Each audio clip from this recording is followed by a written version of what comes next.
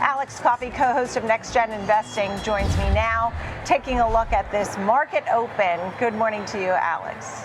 Good morning, Nicole. Yeah, we're finally here. We knew this was going to be a busy week, and it really kicks off in the afternoon this week when we get the press conference from Jerome Powell, and then we roll into Meta and Microsoft earnings, and then we really aren't going to have time to catch our breath the rest of the week. So, kind of a slow, sleepy start to the week so far. A slow, sleepy start to today's trade.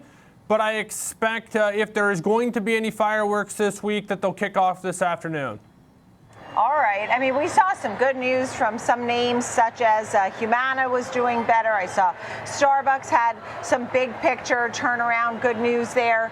On the downside, Palo Alto, we'll have Sam Vadas talking about that in a moment. But the winners here on Wall Street would be Teradyne, Generac, Humana, Hershey, and CVS, just to name a few. When you look at the S&P chart here over a longer period of time, Alex, some of your thoughts.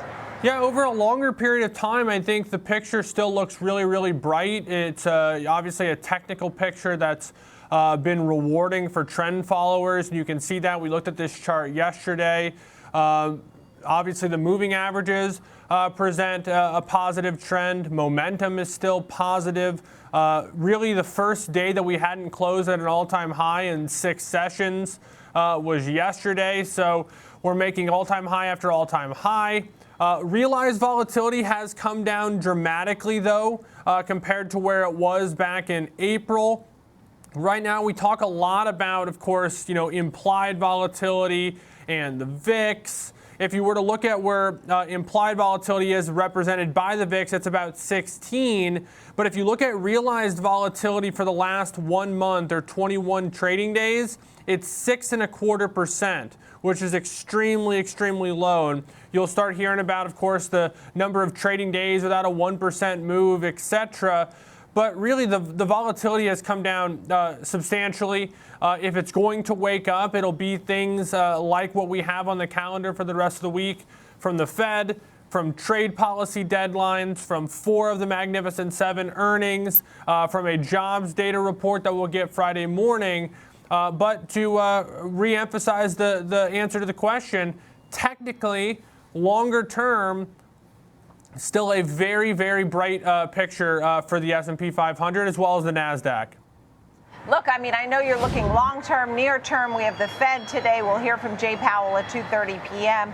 And there is this thought that you could see some volatility, particularly if he doesn't allude to some rate cuts in a big way. This is what Kevin Hanks was saying this morning. Maybe if he doesn't say, hey, we're cutting rates soon, and, he's not cheering the story, that markets could sell off on that. What are you watching near-term?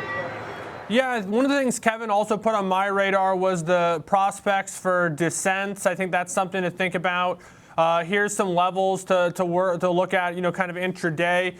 Now, this is a relatively narrow band, Nicole, going from 6,400 down to 6,365. It's quite possible with all the things coming out in the next 24 hours that this won't contain it. But this is the week-to-date trade in the S&P 500. So looking at that, it gives you an idea of just how narrow we've traded so far week to date. Could wake up volatility towards the end of the week. But, looking at the Fed, I also think that there's a chance because of Jackson Hole that they may start the process of guiding towards a September cut. But I think if that's going to happen, it'll really happen at Jackson Hole. So hey, we know that the Fed's got a long way to go from their messaging to get to a September cut. So I wouldn't be surprised if it's a little bit of a dovish pause today. But I do think that they'll take the opportunity in Jackson Hole, all else equal, to really get us there and set up for a September cut if that's going to happen.